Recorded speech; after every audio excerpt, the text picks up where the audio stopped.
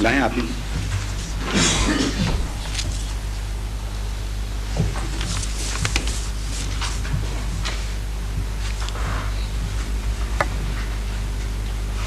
ہاں یہ بھی ایک سوال اسی قسم کا ہے. اصل دیکھیں آپ کو اکثر علماء بیچاروں نے ایسے سوال احمدیت کے خلاف سکھائے ہیں جو جذباتی نوعیت کے ہیں, واقعاتی نہیں ہیں.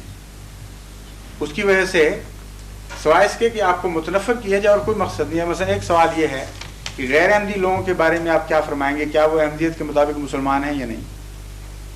یہ سوال بھی بالکل اسی نوعیت کا ہے.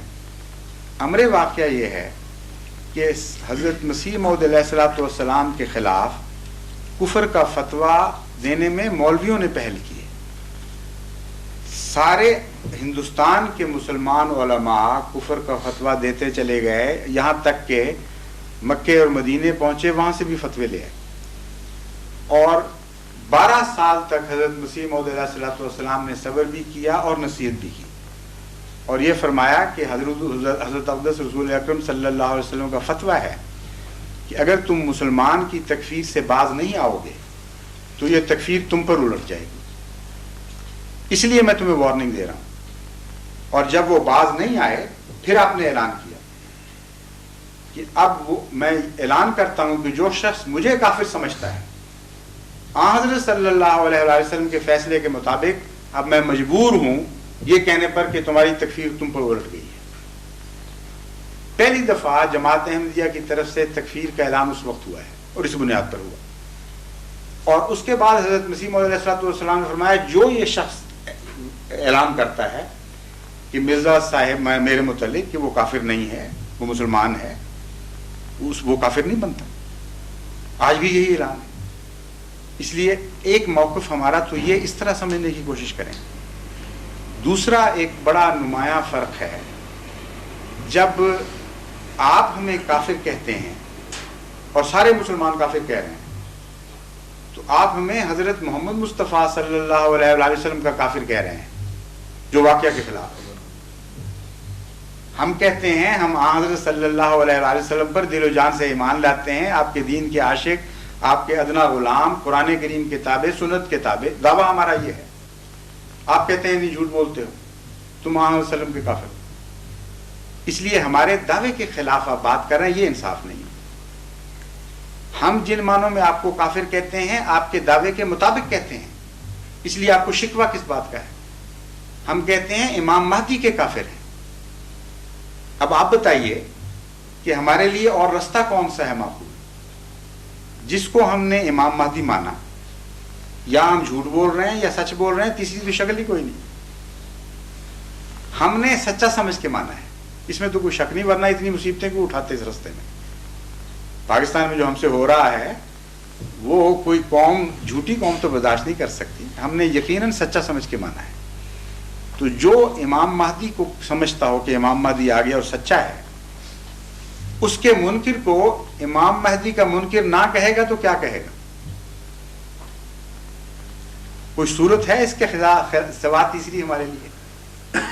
ایک دفعہ ہمارے محی الدین صاحب قصوری, مولانا محی, فوت ہو چکے ہیں, انہوں نے مجھ سے یہی سوال کیا کہ آپ مجھے صاف صاف بتائیں. مرزا صاحب بڑے ویسے شریف النفس انسان تھے, محبت اور تعلق بھی رکھتے تھے, آپ مجھے صاف بتائیں کہ آپ ہمیں کیا سمجھتے ہیں. میں نے کہا آپ مجھے پہلے ایک بات کا جواب دیں, میں وعدہ کرتا ہوں میں آپ کو صاف صاف بتاؤں گا. کہتے کیا؟ میں نے کہا آپ مجھے یہ بتائیں کہ آپ کے نزدیک تو امام مہدی نہیں آیا نا, جب امام مہدی آ جائے گا تو جو شخص امام مہدی کو جھوٹا کہے گا آپ اس کو کیا کہیں گے؟ کہتے میں تو کافر کہوں. تو میں نے کہا پھر مجھ سے وہ توقع کیوں نہیں رکھتے؟ آپ تو اتنے مرد مومن ہیں کہ امام مہدی کے کافر کو کافر کہتے ہیں, اور مجھ سے یہ توقع رکھتے ہیں کہ میں جس کو امام مہدی سمجھتا ہوں اس کے کافر کو مومن کہوں. یہ کون سا انصاف ہے؟ اس لیے بحث یہ ہے کہ ہم آپ کے دعوے کے خلاف نہیں کہتے. اگر ہم غلط ہیں تو آپ کو فخر کرنا چاہیے کہ ہمیں ایک جھوٹے کا کافر کہا گیا ہے, پھر تو غصے کی بات ہی کوئی نہیں. نبی کریم صلی اللہ علیہ وسلم نے کسی کو اپنے نہ ماننے والے کو یہ بات نہیں کہی. کیا؟ جیسی یہی کہ جیسے قرآن کریم تو بھرا پڑا ہے, حضرت صلی اللہ علیہ وسلم کے منکر کو کافر کافر کافر اتنا کہا گیا ہے کہ دنیا کی کسی کتاب میں نہیں کہا گیا. قرآن کریم جو ہے نبی کریم صلی اللہ علیہ وسلم کی زبان نہیں ہے حضرت، یہ اللہ تعالیٰ کی زبان ہے. بالکل صحیح ہے. مگر قرآن نبی کریم صلی اللہ علیہ وسلم کی زبان جو ہے وہ قرآن پاک نہیں ہو سکتا. قرآن کریم آن وسلم کو فرماتا ہے قل یا ایھا الکافرون، حکم دیتا ہے اے محمد کہ اے کافرو. رسول اللہ علیہ وسلم قرآن کی بات مانتے تھے کہ نہیں مانتے تھے؟ ٹھیک ہے، پھر کیا کہتے تھے پھر؟ اے مومنو. انہوں نے اپنی طرف سے کبھی کسی میں کہتا ہوں کوئی ایسی اب مثال دیکھیں، دے دیں. میں مثال دے رہا ہوں، اس سے بہتر کیا مثال ہو سکتی ہے کہ قرآن کریم آن حضرت صلی اللہ علیہ وآلہ وسلم کو مخاطب کر کے کہتا ہے قل یا ایھا الکافرون، اے محمد صلی اللہ علیہ وسلم، اعلان کر ان کو یہ مخاطب کر کے اے کافرو. اب رسول اللہ علیہ وسلم کہتے تھے کہ نہیں کافر؟ قرآن کا انکار کرتے تھے؟ نعوذ باللہ من ذالک. عجیب بات کرتے ہیں آپ. یا حضرت اس سوال کا جواب دینے کی میں دیتا ہوں، میری بات سن لیجیے، میں دے رہا ہوں جواب. وہ بیچ میں جب بولیں گے تو ان کو بھی جواب دوں گا نا. غیر احمدی لوگوں کے بارے میں آپ کیا؟ اسی کے ہاں تعلق جی.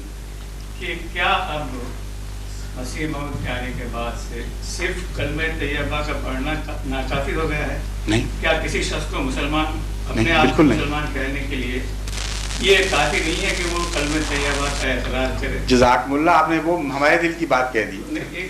تو پھر بات یہ ہے کہ ابھی آپ نے یہ فرمایا کہ جو شخص مسیح موعود کا اقرار نہیں کرتا، ان کو نہیں مانتا، تو ظاہر ہے کہ وہ کیسے مسلمان ہو سکتا ہے؟ نہیں، یہ نہیں میں نے کہا. دیکھیں آپ میرے منہ میں بات نہ ڈالیں.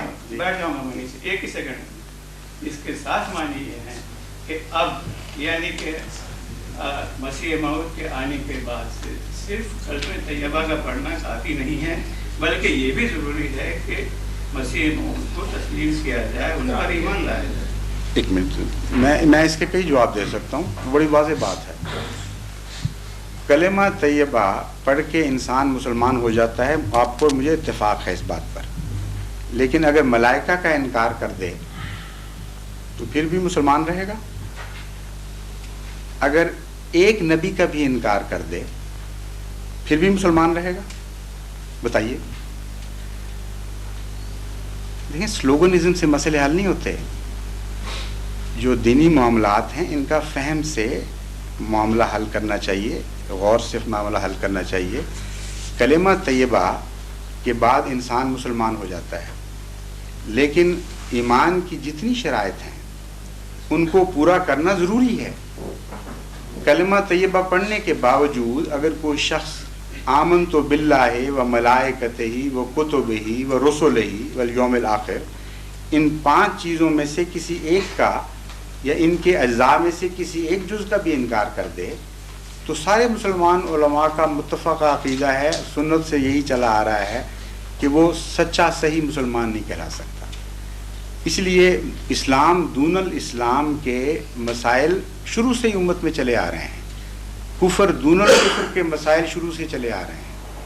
جہاں تک جماعت احمدیہ کا موقف ہے وہ بڑا واضح ہے کہ جو شخص کلمہ طیبہ پڑھتا ہے اس کو ہم غیر مسلم نہیں کہہ سکتے، سوال ہی نہیں پیدا ہوتا. لیکن اگر اس سے اتر کر ان چیزوں میں سے کسی کا انکار کرے تو کفر کی کوئی نہ کوئی چیز اس میں ثابت ہو جائے گی، اس کے باوجود ہم اسے غیر مسلم نہیں کہیں گے. جو شخص کلمہ طیبہ کا اقرار کر لے اور کہے کہ میں مسلمان ہوں، آج تک کبھی کسی احمدی نے اس کو غیر مسلم نہیں کہا. حضرت مسیح موعود علیہ السلام کی کتابیں اٹھا کر دیکھ لیں، وہاں فرق ہے. ایک ہے اصطلاح کافر کہنے کی، ایک ہے غیر مسلم. ان دونوں اصطلاحوں میں زمین آسمان کا فرق ہے. اس لیے مسلمان علماء بھی اگرچہ ایک دوسرے کو کافر سارے کہتے آئے ہیں، آج تک کہتے ہیں، مگر غیر مسلم نہیں کہتے تھے. کیا وجہ کیوں نہیں کہتے تھے؟ اس لیے کہ وہ ان کو علم تھا. جو پہلے علماء گزرے ہیں وہ سطحی علم رکھنے والے لوگ نہیں تھے، وہ بزرگ تھے، اولیاء اللہ تھے. غلطیاں ان سے ہوئیں لیکن اسلام کی بنیادوں کو سمجھتے تھے. قرآن کریم نے کافر کہنے اور غیر مسلم کہنے میں ایک نمایاں فرق کیا ہے. قرآن کریم آن حضرت صلی اللہ علیہ وآلہ وسلم کو مخاطب کر کے فرماتا ہے کہ یہ اعرابی لوگ جو کہتے ہیں کہ ہم ایمان لے آئے، قل لم تؤمن، تو ان سے کہہ دے کہ تم ایمان نہیں لائے۔ ایمان لانا تو درکنار، لما يدخل الایمان فی قلوبہم، ان کے دلوں میں ایمان نے جھانک کے بھی نہیں دیکھا، سرے سے ایمان ہے ہی نہیں۔ اس کے باوجود تم ان کو کہہ دو کہ تمہیں اپنے آپ کو مسلمان کہنے کا میں حق دیتا ہوں۔ تم کہتے ہو اسلم نا، ٹھیک ہے، بے شک کہتے رہو۔ بس یہ عظیم شان ایک مذہب ہے اسلام کا جو ہر پہلو پر حاوی ہے۔ جو شخص یہ دعویٰ کرے میں مسلمان ہوں، قرآن اور سنت سے ثابت ہے، اس کو غیر مسلم کہنے کا کوئی حق نہیں۔ اسلام میں رہتے ہوئے کفر کی کوئی بات کہے تو اس کو دون الاسلام کافر کہنے کا حق ہے۔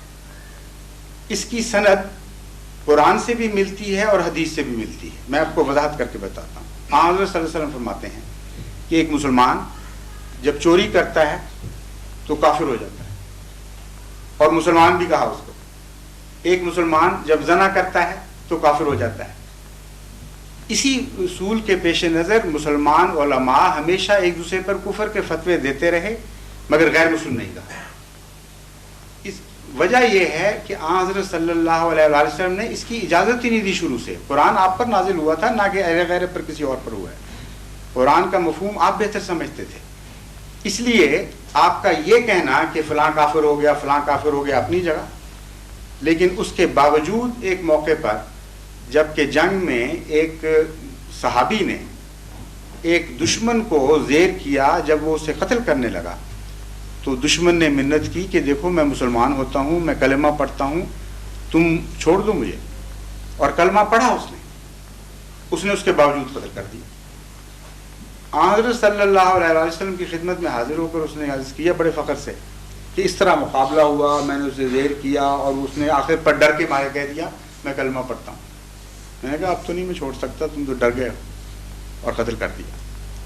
وہ یہ روایت کرتے ہیں کہ میں نے اپنی ساری زندگی میں حضرت صلی اللہ علیہ وسلم کو اتنا ناراض نہیں دیکھا جتنا اس دن وہ مجھ پر ناراض ہو۔ اور ایک روایت میں آتا ہے آپ بار بار یہ کہتے تھے کہ قیامت کے دن جب وہ کلمہ تمہارے خلاف گواہی دے گا تو تم کیا جواب دو؟